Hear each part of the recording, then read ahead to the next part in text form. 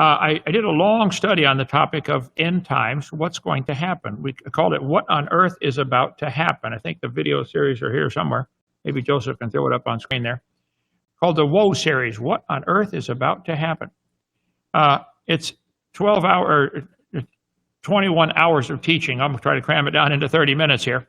But if you look at the Bible dates clearly add up to the earth being created about 6,000 years ago. Get my video number 1 of my seminar series to see how the earth is about 6,000 years old. Then it was destroyed by a flood 4,400 years ago. And then we have a time period at the end called the time of tribulation. I happen to believe, it looks to me like we're right there today, 2,000 years after Christ. It looks to me like the whole world history is going to be 7,000 years. 1,000 years as a day, days as 1,000 years. So I think maybe the first 6,000 is about done.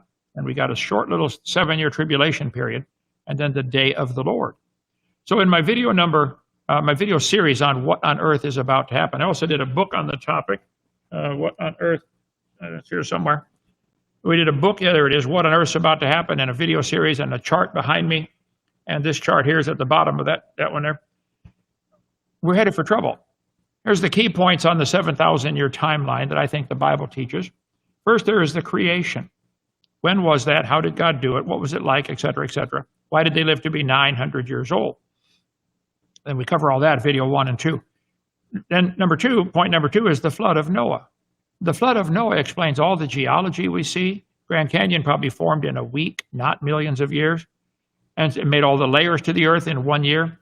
Then we have Daniel coming along in 600 BC, and God revealed to Daniel quite a bit about the future. In the book of Daniel, Daniel writes all this. When he got done writing at the end of the book of Daniel, he said, Lord, I don't understand all this.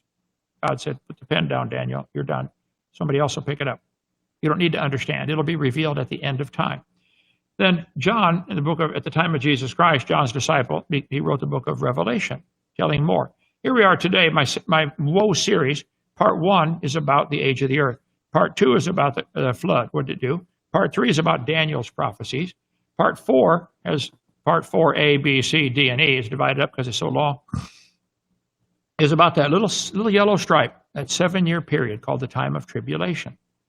Then part 5 is A, B, C, D, and E is about the time called the day of the Lord, the 1,000-year reign of Christ. And then day 6, how's it going to end? The great white throne judgment. So what should we do? According to the Bible, God made the world and everything in 6 days. And according to the Bible, there was a flood 4,400 years ago. Where did the water come from? Where did it go? Where's the evidence? What happened? We cover that on part 2. Part 3 is all the prophecies given to Daniel about the future. What's going to happen in the future? Daniel interpreted a dream for the pagan king, King Nebuchadnezzar. In that dream, the king saw a giant statue like this guy behind me here. It had a head of gold, chest and arms of silver, belly and thighs of brass, legs of iron, feet of iron and clay. And the king was terrified by this vision. And he called Daniel in, and Daniel said, King, God gave me the answer. I know what it means. There's going to be 5 great world kingdoms. You're the first one, king, the head of gold. Then there's going to come the Persian Empire, the chest and arms of silver. By the way, that's Iran today. Okay, they're still fighting. Then the belly and thighs of brass was the Grecian Empire, Alexander the Great.